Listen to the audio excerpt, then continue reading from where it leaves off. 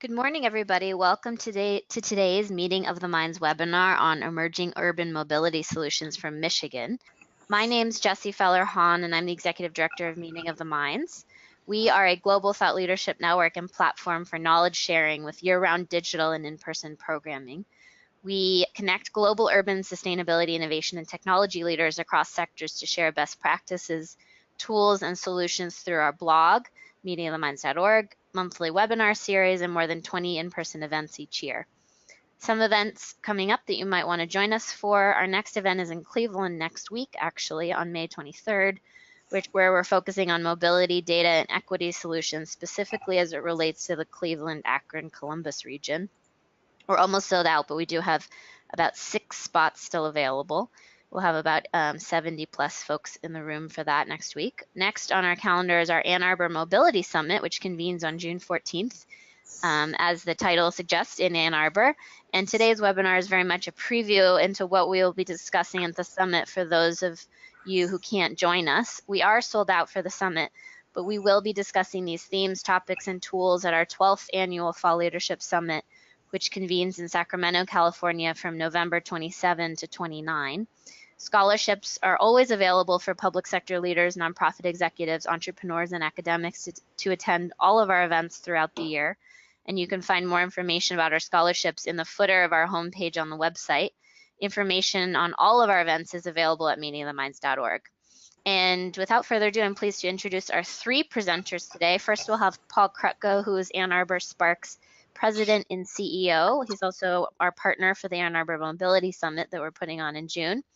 In his role as CEO, he leads the organization's efforts to expand the regional economy through initiatives to support entrepreneurs and early stage companies accelerating their growth to full potential. Paul has nearly 4 decades of economic and community expertise. Next, we'll hear from Will Foss, who leads Dirk's North American Business Development and Partnerships and has responsibility for its U.S. operations. Will joined Dirk from Techstars Mobility, where he supported 11 mobility leading startups on business strategy and planning challenges. And last but not least, we'll hear from Allison Malek, who is the CEO, is the COO of May Mobility. Allison was formerly the head of innovation pipeline at General Motors. Prior to that role, she worked as an investment manager in GM Ventures. In that role, she led investment in the autonomous space, including leading the early negotiations with Cruise Automation, helping to cement GM's autonomous strategy. She has experience as an automotive engineer, having led a global team to develop advanced charging technology for GM's Spark and Bolt EV products. So first, we'll hear from Paul. Paul, take us away. Thanks a lot, Jessie. And we're really pleased to have the opportunity to be hosting the upcoming mobility conference that Meeting the Minds is hosting in Ann Arbor. And so I'm really pleased to be able to have this opportunity to give a little bit of introduction to the Ann Arbor region for those of you who are on the line following the webinar today that will be coming to Ann Arbor. So first off, a little bit about what is this thing called Spark. What we are is a regional public-private partnership. We are a nonprofit that have partners and funding from local government, the state of Michigan, the University of Michigan, and other academic institutions, and some 80 companies. What our main goals are and what we focus on are shown on the screen now in terms of our strategic plan. We focus in acceleration on early stage company startup activity in a very hands-on and aggressive way through accelerator and direct service delivery programs. We're also really working on the development of regional talent, both in attracting it here and developing it locally to serve technology companies. We focus also on attracting companies that fit into the cluster that we have here, and one of the key clusters and what we'll be focusing on today is mobility. And then we work very significantly with the community leadership to plan the future of this community and work very hard to communicate and engage with the public on those initiatives. I mentioned these 4 main business lines of activity: business development, entrepreneurial service, talent attraction, and planning and strategic activity. We've had significant success. This isn't intended to be a brag piece, but you can see that a lot of our work around mobility and technology development has been recognized from a variety of national publications. And this is just a sense of the kinds of companies that we work with on a regular basis and touch here.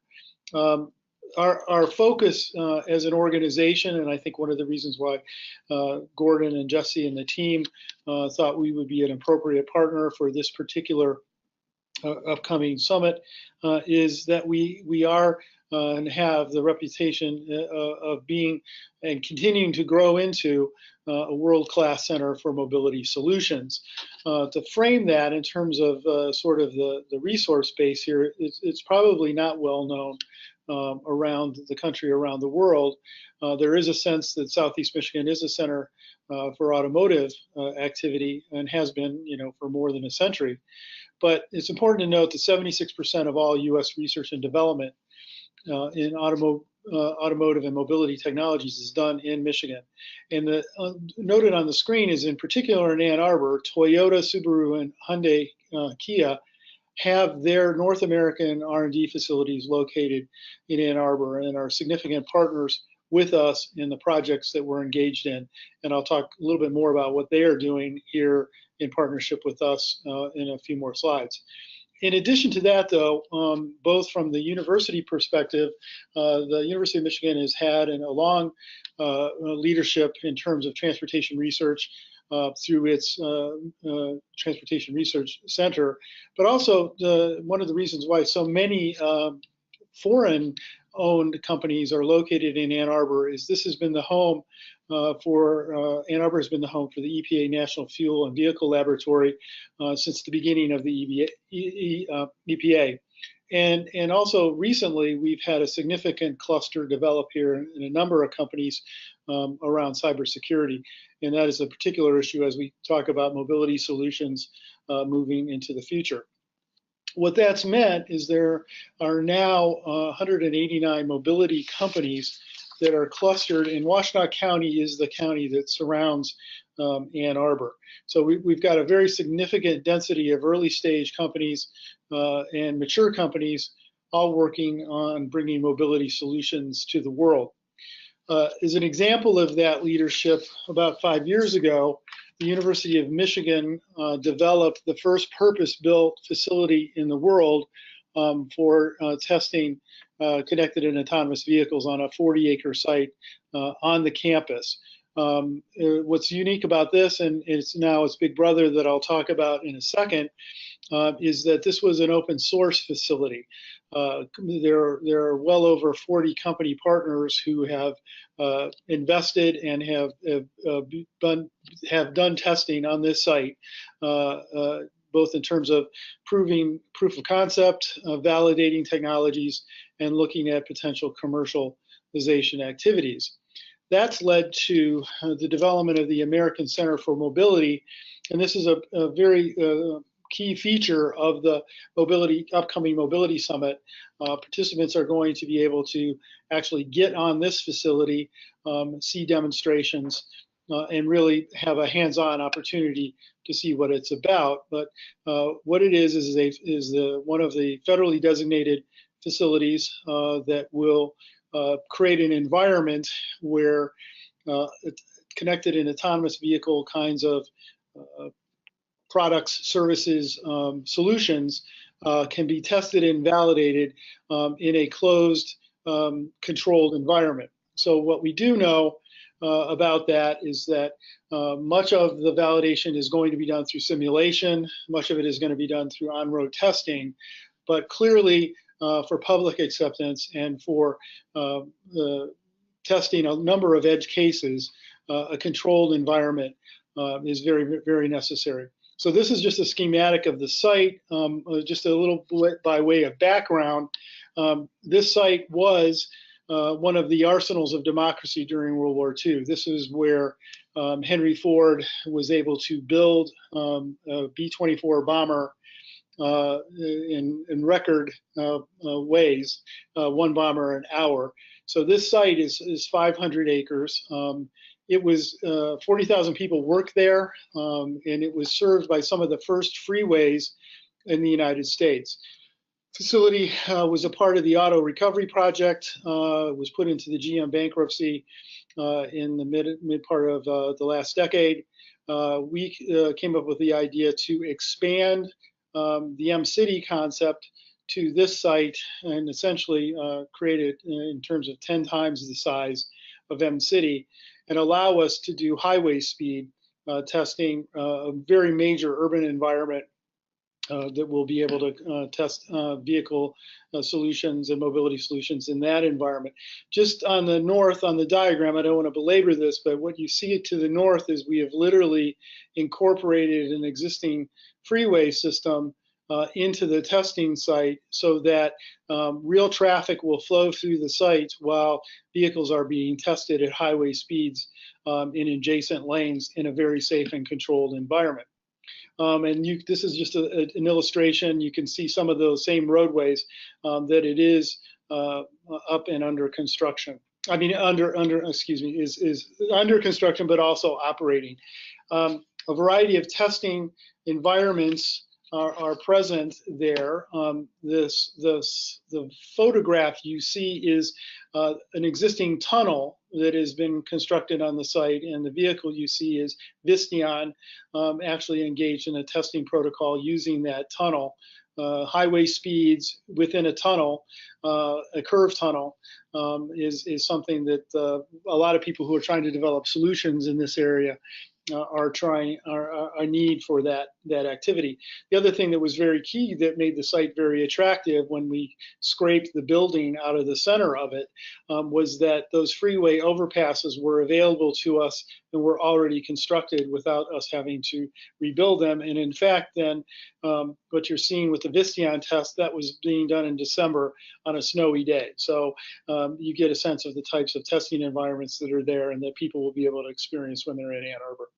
These are the founders that are providing resources for the site's construction and are using it, as well as some sponsors. And I think the important thing to note here is you're seeing a mix of companies that may be traditional mobility providers in terms of products and services, but you're also seeing AT&T and Microsoft in particular, who are going to be key players as we develop these new mobility solutions, wanting to test their components of that system on this site. And the other piece that's really interesting and we're really pleased about is this is also, the facility has become a focal point for academic institutions to think about the future of work. So we are engaged not only in the concept of what these technologies will do on this site, but also what its ramifications are for society, for what kind of jobs will potentially be adversely affected and what kinds of new jobs will develop out of these technologies. To close out, the other thing that we'll talk a little bit about here in Ann Arbor when you're here and want to talk with this audience about is that we are very keen on using the city of Ann Arbor as a living laboratory for testing new mobility solutions and are engaged in a number of partnerships with early stage companies, with companies that are moving into second stage and accelerating their growth, as well as many mature companies that are household names. And the elements of that are that we really, as I mentioned with the ACM project, and if you look at information online about Ann Arbor Spark, we really approach our work in this area from an open source mentality in which we are very interested in creating an environment where companies can exchange ideas, partner with municipal government on how to create new cities, create new smart city solutions that will benefit the public. And it sort of has these elements in terms of our concept of creating a living laboratory. Just to close out, again, I want to really thank Meeting of the Minds for their willingness to bring the summit here, but I want to highlight for you that this is a program. Meeting the Minds is a part of a 3-day program here in Ann Arbor that's focused on our sort of infrastructure, our ecosystem around around entrepreneurial and technology development. So this is just the schedule of events. You can see that Meeting the Minds Mobility Summit is a centerpiece on Thursday, but on Wednesday we are going to have a session at the University of Michigan where researchers are telling investors about what's coming down the pike in terms of research innovations in the next 4 to 5 years. You can see that we also have an angel program, and then on Friday we have a really very cool program that we've had people come from 38 different states to, which is the 80-some technology companies that are clustered in our downtown open their doors for the public and anybody else who wants to register to engage with them and find out what they're doing. We've got some cool music events tied to that. So if anybody's interested in more information, just check out online A2 Tech 360. Thanks, Jesse, for this opportunity. And now I'm going to turn it over to Will. All right, and thank you for that introduction, Paul. I'm going to go ahead and pull up my slides here, so hopefully everyone can see my screen. But I want to talk to you a little bit about DIRC. And at DIRC, we develop artificial intelligence that makes vehicle-to-everything interactions more effective, makes safety and mobility more effective. A little bit about myself. I am an adopted Michigander. I'm originally from New York, so as I looked at joining DIRC, part of what was very exciting to me was the opportunity to be part of the changing landscape here in Michigan and being able to take advantage of all of the work organizations like Spark and Techstars Mobility and Planet M have put into the community here. My background is in mobility as both an entrepreneur and a consultant, and so I'm very excited to use that experience here with DIRC to bring our technology from Dubai to the US. So DIRC is a Dubai and Michigan-based MIT spinoff. We have live programs in both Dubai and Detroit, and I'll talk a little bit about both of those. And we focus primarily on artificial intelligence and the software application layer to make V2X safety and mobility more effective. Ultimately, our goal is to eliminate preventable car accidents. So we have a very clear mandate, and that is that roads are extremely unsafe and that crashes are very financially costly. If you look at the numbers globally, there's about 1.3 million crash-related fatalities, and that causes about $2 trillion in global economic loss, not to mention the societal negative impacts of that. An interesting stat here that you don't see is that these trends are all going in the wrong direction today. They're actually trending up due to things like distracted driving and other causes. So as we look at those trends and we look at those statistics, we think there's a really big opportunity for both a connected and an autonomous future. And we look at V2X interactions and V2X connectivity as the way to get there. And we look at the future as really having an ecosystem of infrastructure, pedestrians, bicycles, autonomous vehicles, non-autonomous vehicles that need to be able to communicate intent and desire effectively towards one another. And V2X and the technologies underlying that allow all that ecosystem to run efficiently in order to create improved mobility, reduced congestion, and overall improved safety. So at DIRC, we sit on the various different data sources, whether it's infrastructure, whether it's vehicles, camera feeds, et cetera. And we run proprietary artificial intelligence and machine learning algorithms to take that data and turn it into predictions, ultimately resulting in our ability to warn and advise road users of things unfolding that they may or may not be able to see in advance of their ability to see that. This allows us to bring benefits to really everyone along the automotive value chain. For cities, we're able to help make roads safer using infrastructure that already exists. For intelligent transportation systems and the integrators that install them, we're able to provide these applications in a way that runs interoperable with the various different components on the ground. Also, an ability to offer modular features or different applications for different use cases and needs. And then on the vehicle and fleet side, we're able to actually help OEMs and tier ones make their vehicles safer by receiving these alerts. And fleets, the drivers that operate in those environments. So I mentioned that we're live in Dubai in the US. I can actually now mention we're live specifically inside Detroit. We've been working on a project, the Michigan Department of Transportation, as well as MEDC, which is the Michigan Economic Development Corporation, to bring DIRC's technology that's been live in Dubai, from Dubai here to Detroit roads. So I'll highlight a couple of our applications, and I'll also highlight exactly where we are and what we're doing in Detroit. But since going live in August, we've proved our ability to identify and track about 1 million vehicle and road user interactions at just 2 locations with a 90+% violation prediction accuracy more than 2 seconds before a risk actually occurs or before a condition actually occurs. Here are a couple of pictures of how that works. We use infrastructure. On the top left there, you can see what's called a roadside unit.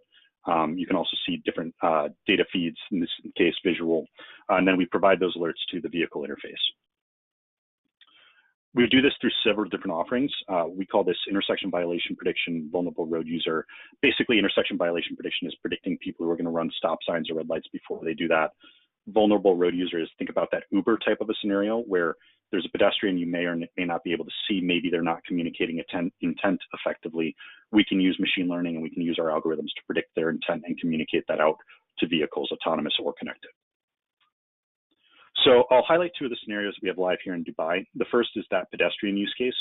Here in Dubai, we have 4 images of the same thing at the same time. Typically, we do this as a video, but I've got a few stills to make sure that this runs effectively.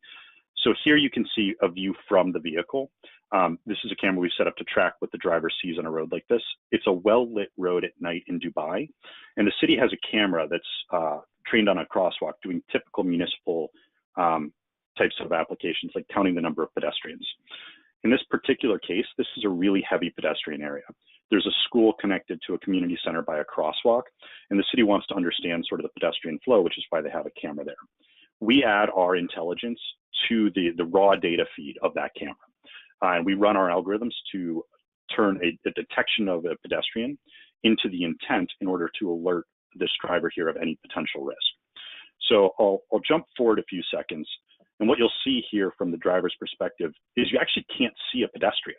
Even though it's a well-lit road, we've now alerted him that there is a potential risk, because down here, our algorithms have determined the intent of this pedestrian to enter and cross the crosswalk, even though they're just now entering the curb. You can actually see they're on a cell phone. They could have turned right or left, but our algorithms are smart enough to know 2 seconds before they actually enter the crosswalk that that's their intent and that's what they intend to do.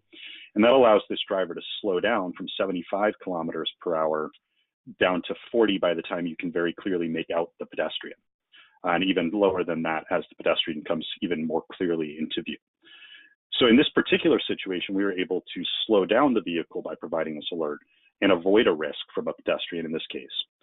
One thing to note is part of the reason you couldn't see that pedestrian is that entire walkway was lined with trees. So there's no technology from the vehicle that would have caught that without using the camera feed in that case. Another scenario at a different intersection inside Dubai, this is our intersection violation application. In this case, we have a vehicle that's traveling along a roundabout. It doesn't have any stop signs or anything like that. But there is an intersection where there's a really long runway at high speed into a hard banked right curve that has a stop sign entering that approach. So here we have a view from a vehicle. You can, if you squint, you can sort of see that vehicle back there, and he's driving along the path. As we jump forward a couple of seconds, you see our vehicle that we have the display in. He's approaching this intersection, and what he can't see is that there is actually a car right here. It's blocked a little bit by the trees.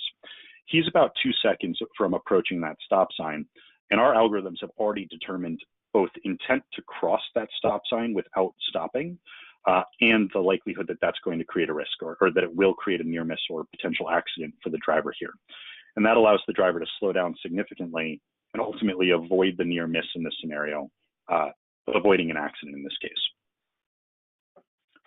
So I mentioned that we are now going live in Detroit. We are actually installing at a very prominent intersection at Jefferson and Randolph, where the tunnel intersects there right by the Renaissance Center. And you can see here our actual use of roadside units in the center of the traffic light section of the crosswalk there, as well as various other sensors. So we're very excited now to be live with Detroit and with the Michigan Department of Transportation. So as we looked at this and building a company in Dubai, the natural question was, why Michigan? And there were a couple of things that jumped out at us. A lot of it echoes what Paul mimicked, so I won't repeat that. But we see Michigan as really this hub of mobility innovation it's committed to a large investment in connected infrastructure and fleets with assets like ACM, MCity, et cetera.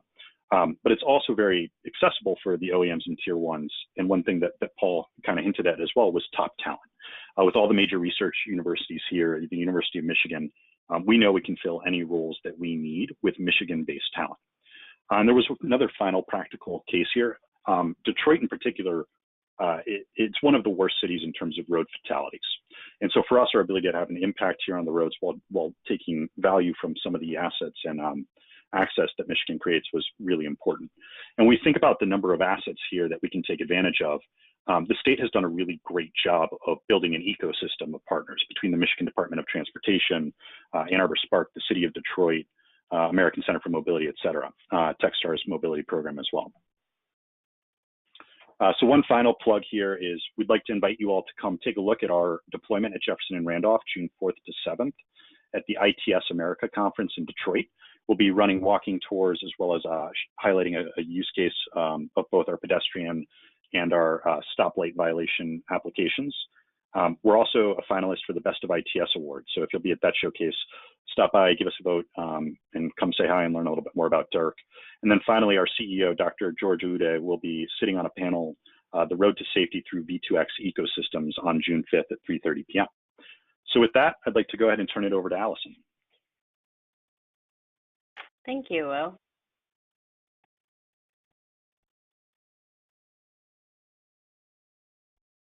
All right, so I'm excited to talk with you all today about May Mobility and the focus that we're taking in terms of bringing communities closer together with self-driving transportation. Our company has a focus on how we can bring self-driving transportation to market today to solve real needs. And part of that came from the background of the team. Our CEO, Edwin Olson, has been working in self-driving vehicles for over a decade. Started a robotics lab at the University of Michigan that actually developed a lot of the core IP that we're using. So when we talk about sort of the value of being in Michigan, absolutely the resources from the university and being able to grab talent from automakers and tier ones plays very heavily into how May Mobility continues to scale our company. It also means that we're able to bring to bear people with really unique and useful insights. So looking at what works and doesn't today in robotics, understanding how consumers adopt new technology when it comes to transportation. I worked a lot in that in my time at General Motors, both in electric vehicle charging and in corporate venture. And our CTO, Steve Vozar, has he has a strong background and has continued to grow the team with a strong background in safety and reliability. So that's been a focus of our company to understand how we can deliver transportation services today that meet people's needs. When we think about that and talk with our early customers, it's more than just the vehicle. So we do have a self-driving vehicle that we deploy as a part of a fleet. We actually buy the chassis and then do a pretty significant upgrade on the vehicle, adding sensors and compute in order for it to run our self-driving software. A part of our overall provision to our customers is that we also stand up a team on the ground. The team on the ground takes care of all the vehicle maintenance and making sure that we can respond when things happen like road closures or there's a parade. All of those things that you don't think about until you get handed a car and told figure out the transportation service. And we think that arming that team with a higher level of insights about the vehicle is really valuable, both for us to be able to provide a high level of service, but also for our partners. So when we look at the short distance trip market, which is the one that we're serving today, we want to make sure that our partners are getting clear information about what service level they're getting, how many of their residents are we moving. And we think that creating those tools to give those insights now will help us to be able to grow with our customers over the long term as well.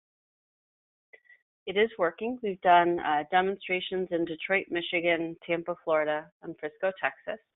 The information that you see here is actually from the demonstration that we did in Detroit, Michigan last October. We operated for 5 days from 7 to 10 p.m., providing a shuttle that moved people from a parking structure to their office building at the beginning of the day, and then from the office building back to the parking structure at the end of the day. So really that first mile, last mile transportation need.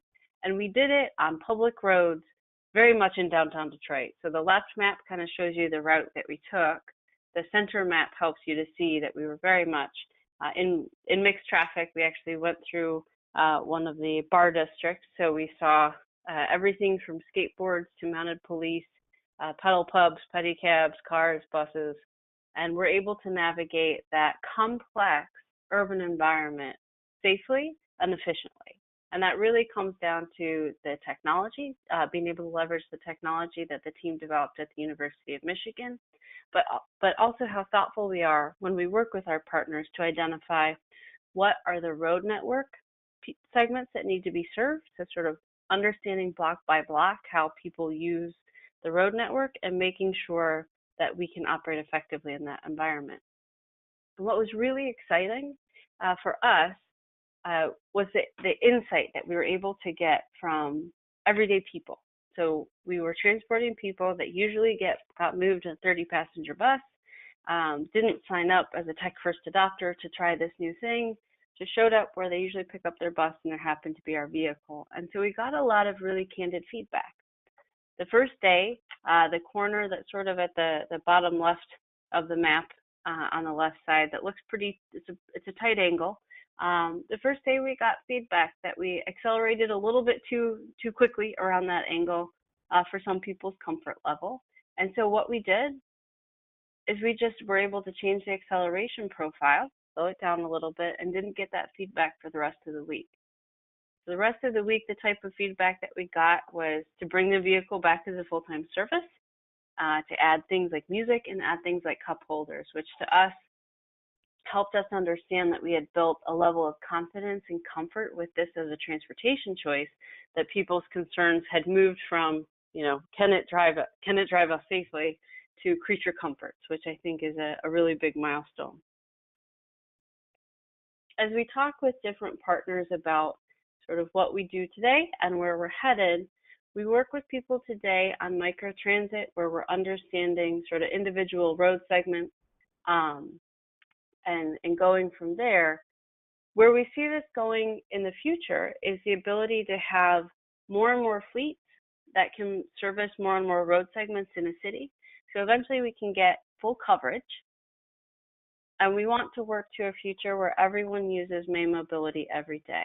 So we're starting with our microtransit shuttles, but we see a future where we're able to use the same operation site and the same mapping that we've done to be able to provide more transportation.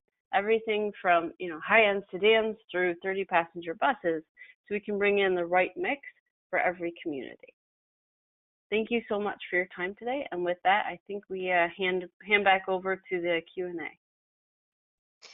Great. Thank you, three of you, for that introduction into what's going on in Michigan. Really helpful as we transition into the Q&A. We have a bunch of questions that have already come in.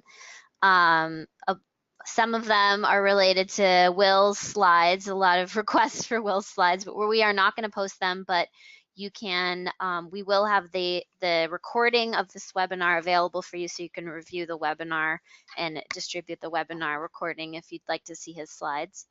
So if you have questions, please type them into the questions panel as you think of them, which is on the right in the control bar. We have a ton of questions that have already come in, but I wanted to ask a couple questions first let's see, where are we here? Lots of questions coming in. So Marie Davis, this is for you, Paul. She's wondering, what do you mean when you say MCity is, quote, open source? Is it an industry consortium? Can you say a little more about MCity's open source and setup structure? Well, sure. Both MCity and the American Center for Mobility are not limited to any particular industry partner.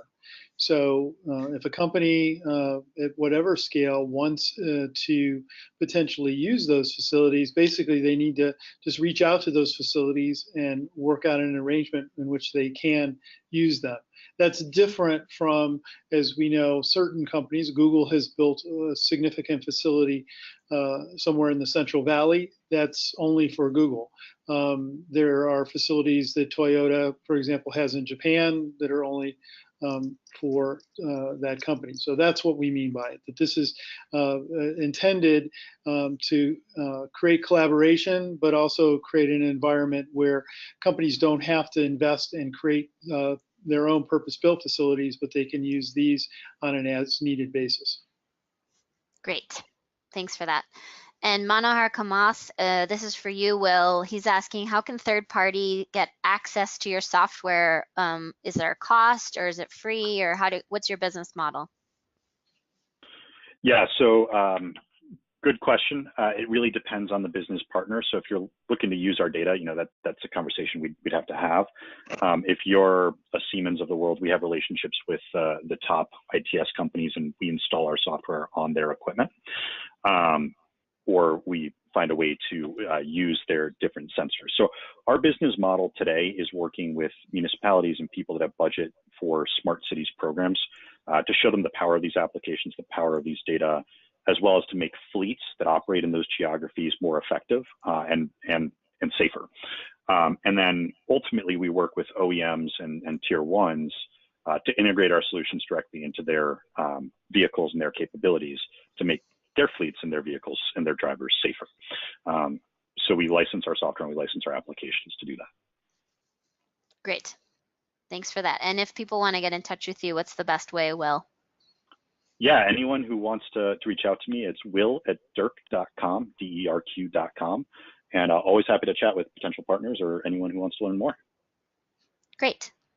And Allison, question for you. Who do you see as your customer, and how do you view May Mobility fitting in with the current transit services? That's a great question. So our customers are generally cities, so working with transit agencies to help augment what they're already providing. We also work with business districts and property developers. So similar to Will, you find teams that have the need and can work with you to provide the services for the community. Specifically around transit, we're oftentimes coming in as a more flexible first mile, last mile solution to augment things like bus rapid transit or light rail. Great. Thanks for that. And another question for you, Will. How confident are you about beating the 1.5 fatalities per 100 million vehicle miles traveled when going live in Detroit? And what's your approach with that? So it's a great question, and it's a great mandate. And the reality is it's going to take time. We have a lot of confidence in our applications. We're based on a lot of research and work that George, our CEO, did while he was studying for his PhD at MIT years ago. That's the backbone of some of our patents. So we know our applications work. We've replicated the results of that in our deployments in Dubai. And we're going to spend a little bit of time learning and continuing to improve inside of Detroit. So I don't have a specific date or time or answer for that question, other than to say we're working pretty hard at it, and we're excited to work with the Michigan DOT on it because we know that they understand that challenge. We also know Detroit is taking a lot of steps to improve its safety statistics, and they've been a great stakeholder as well. Great. We're excited, Will, for you to solve this thorny issue for all of us.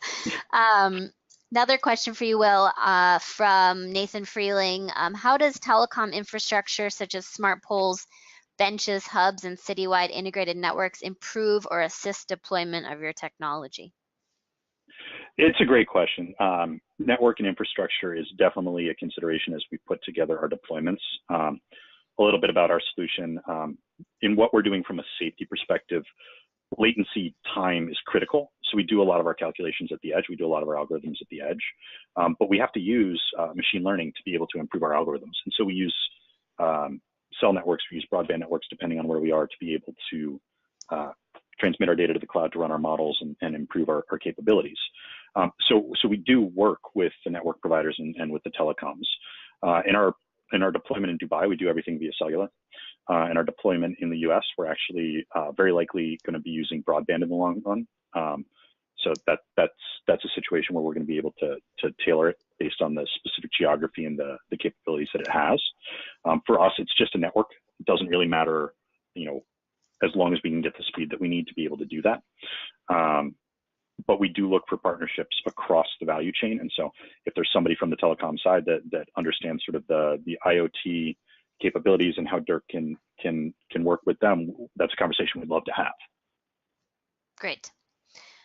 Fantastic. So lots of new questions coming in. Allison, a question for you. Do you see Woodward, and for all of those on the webinar, we have 35 countries represented on the webinar. So Woodward is a corridor in the city of Detroit, a road. So Allison, do you see Woodward as a natural corridor for autonomous vehicles like yours to expand the transit system to Pontiac as an expanded proof of concept? And if so, what are the challenges for doing that?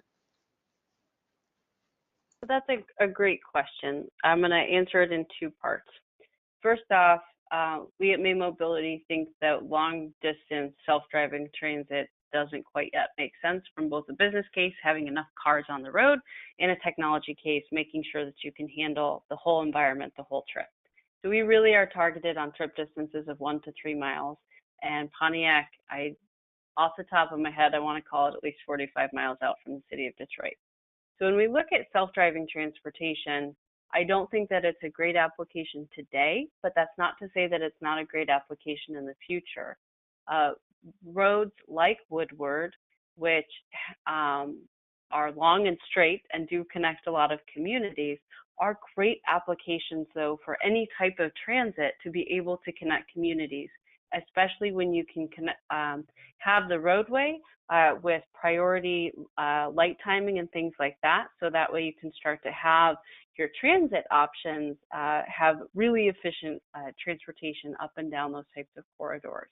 So I'm very excited to see some of the options that are being discussed overall for corridors like Woodward, which are represented in other communities. It's generally, a road that's between 35 and 45 miles an hour in speed limit, a couple of lanes, so you can get good traffic moving through and do create great backbones for transit systems. Great. Perfect. And back over to you, Paul. Quick question from Marie Davis. Can you say a little bit more about what Spark does with Hyundai and how you guys partner and work together and on what? Yeah, so our role with that is more to help the companies in terms of their location here, and also in the sense of how they might need help with attracting talent or connecting the resources. In the case of Hyundai, we worked with them several years ago. They were doing very sophisticated testing at that location, that any interruption in electric power would be very disruptive to that. And we worked on a project with the state of Michigan to deliver a direct power line to that facility that gave them very high quality power. So that's our role with those kinds of companies. Great. Perfect. Back over to you, Will. A couple questions. A quick one from Zara Fard. Where can everyone find more information about both the Dubai and Detroit projects? Good question, and I should say part of the reason that we haven't shared these slides is we are a very young startup, but we're growing pretty quick. So we will make these announcements more formal. We'll share information. You can always learn more about Dirk at www.dirk.com. Or you can reach out to me at will@dirk.com, and I'm happy to share more information about the company and our deployments in specific. Also at ITS America, June 4th to June 7th, we'll be sharing a lot about the company and highlighting a lot of what we do. And if you follow us on Twitter at DirkAI and Instagram and all the different social medias, we'll make sure that we provide updates there as well. Great. And you'll also be at the Ann Arbor Mobility Summit. We will be at the Ann Arbor Mobility Summit and everything else that we can support in southeastern Michigan. Great. And question from Ridab Adine. He says he's an urban planner from Dubai, and he's like to know a little bit more about how you're implementing your AI system in the city. Is it in association with RTA or DSOA? I don't know what those acronyms are, but maybe you do, Will. Yeah, so we actually have a memorandum of understanding with both RTA and DSOA, which is the Dubai Silicon Oasis Authority. So we're deploying our applications in DSO, in Dubai Silicon Oasis. Great, perfect. Okay, great.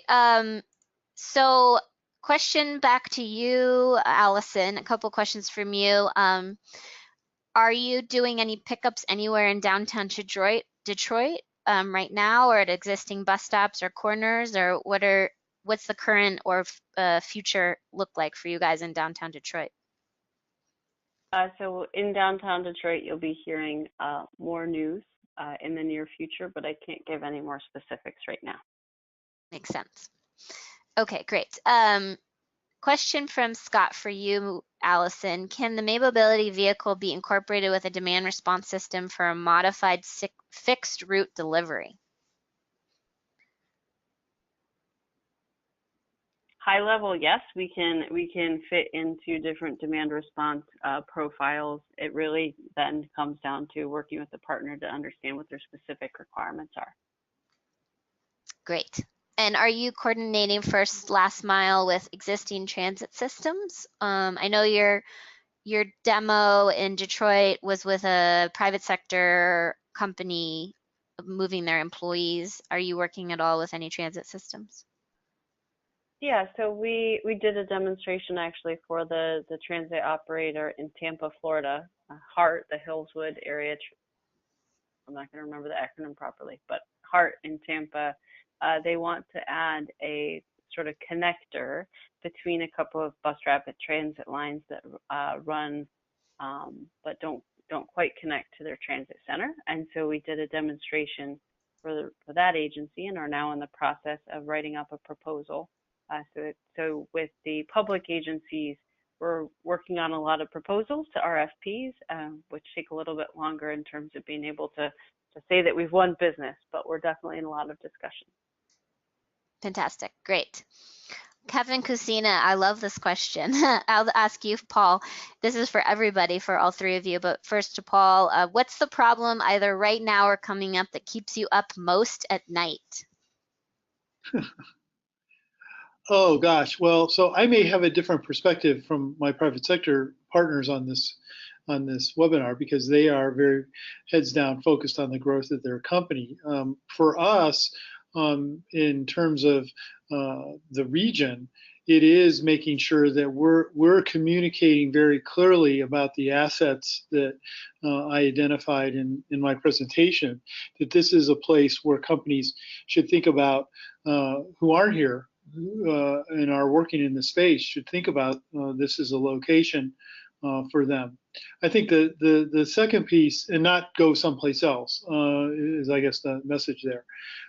The other piece I think that is probably also top of mind for us as we move forward is the impacts of these new technologies on existing jobs, existing companies, and how we ready the public, both who are working in companies providing services that may be affected where jobs are reduced or jobs are changed. How do we prepare them for that future? So I alluded to the fact that foundations here, as well as the academic community, is very interested in how ACM can begin to work on those issues of the future of work and what those impacts and opportunities will be. Great. Will, over to you. What keeps you up at night? What are you thinking about and top of mind right now or coming up? Yeah, a lot. What keeps me up at night is the wonderful pile of work that we're working through. No, in all seriousness, we're very lucky to have a lot of demand and a lot of interest in what we're doing. What keeps me up at night is making sure that we can meet all that demand, because I think the applications that we've developed are really important. And I think the ability to make roads safer is something that we all take extremely seriously. And so what keeps me up at night is getting more done faster always, and how we do that. And I think we're very fortunate to have the engineers and the team that we do to do that. We're very fortunate to have the executive team and the experience that we have to do that. the investors and the partnerships that we've been able to build so far. I think being in strong relationships with Dubai and the authorities there, and Michigan and the resources here is something that helps me sleep more comfortably at night. But for me, the big thing that keeps me up at night is how do we do more faster to get these applications out there? Right. Great. And Allison, over to you. What's keeping you up at night? I think it's actually similar to what Will said. We have a lot of demand, so it's how can we scale our systems and our team safely and effectively to be able to meet that demand. So part of it's staying up late writing proposals, but also continuing to grow the team in the right areas to make sure that we can support all of our customers and keep on this growth curve. Great.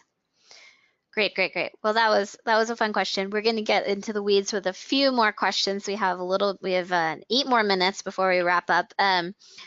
Question about security concerns. Allison, maybe you could address what type of measures are you taking around security concerns?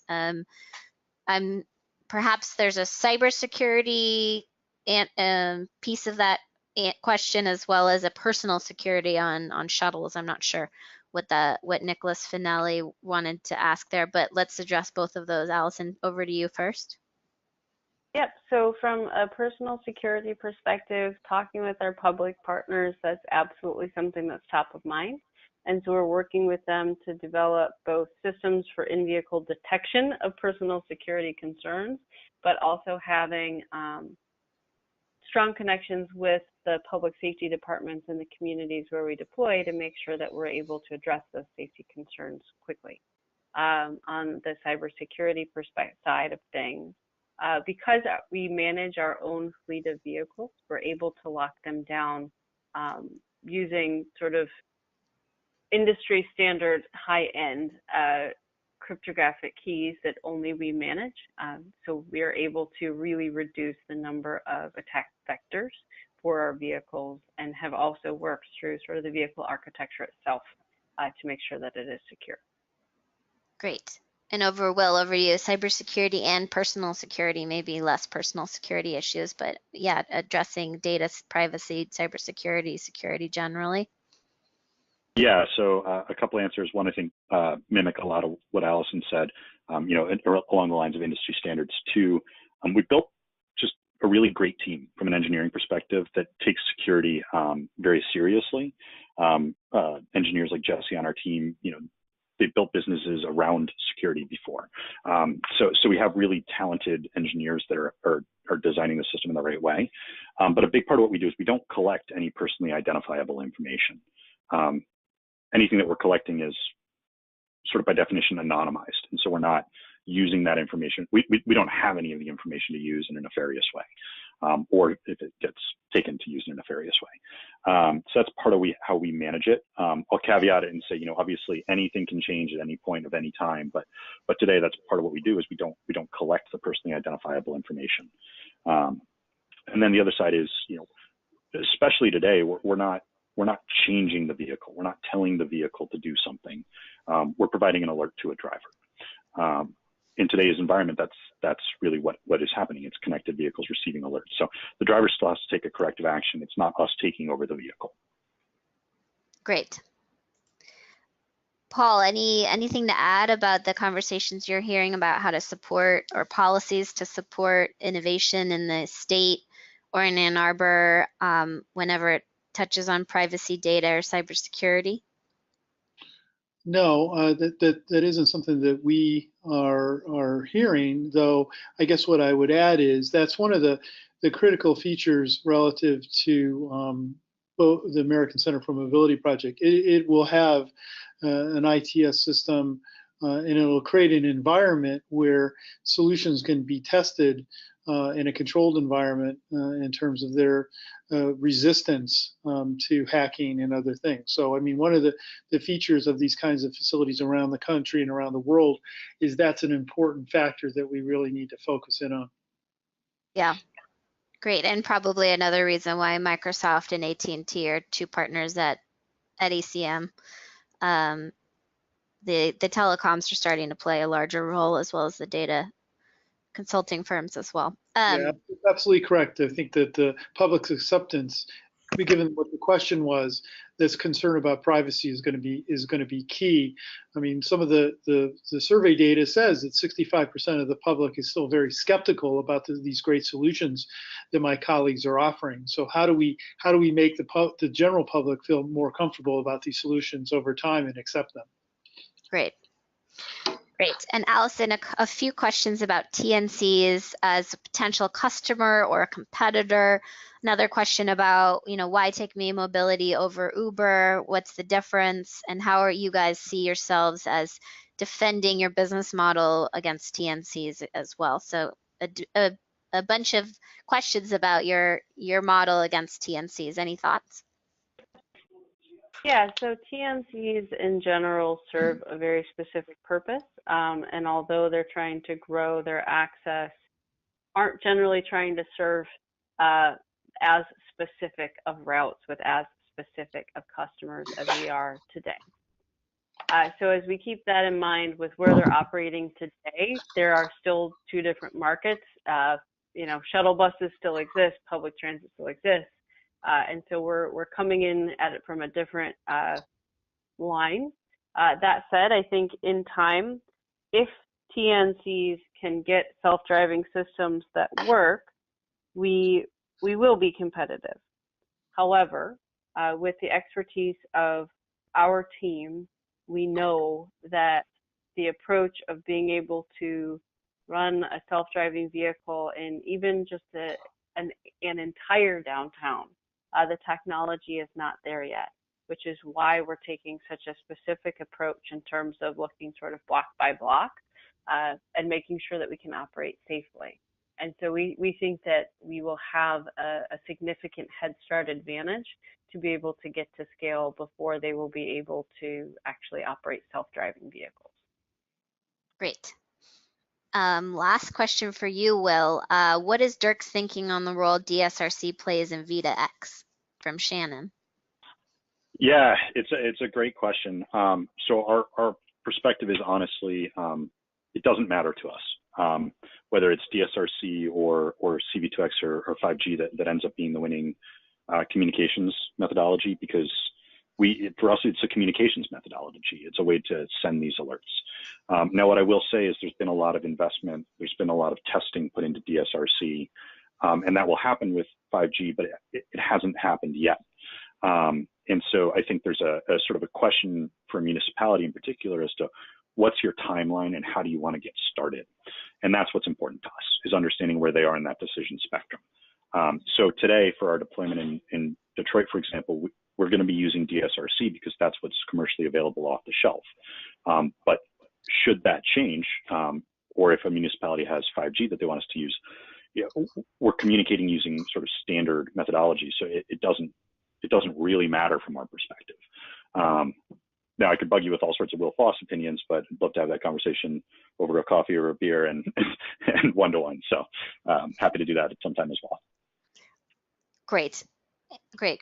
And we will make sure that Will is around for a beer at the Ann Arbor Mobility Summit if you want to corner him over a beer.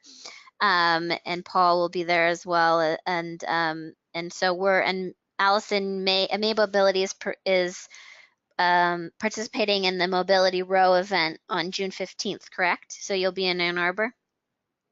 That is correct. Great. So everyone can find these three in Ann Arbor, June 14 and 15. Great. Well, we didn't get to all questions. There's a couple questions on a little more on cybersecurity, APIs, the University of Michigan Medical Campus. If you guys want to take a stab at asking some questions, you're more than welcome to email me, and I can direct you to Will, Allison, or Paul. Will shared his email, and I'm always a resource for everyone to connect to these three. My email is Jessie, Jessie, at meetingoftheminds.org. You can also find us on Twitter. You can connect with us through our website. A short survey is going to pop up once you close your browser, and we really appreciate your feedback, and we hope to see you at next month's webinar. Actually, next month we're skipping because we're at the Ann Arbor Mobility Summit. We'll be together in July, which will be posted on our website soon. Also want to see you guys on our blog and at one of our many upcoming events around North America. All information about our events and digital resources available at meetingoftheminds.org. And just wanted to thank Paul, Allison, and Will for a great webinar today. Thanks for your time and your work and your effort and your energy. We greatly appreciate it. Thank you. Thank you for the opportunity. Thanks, everybody. Have a great rest of your day. Bye, everybody.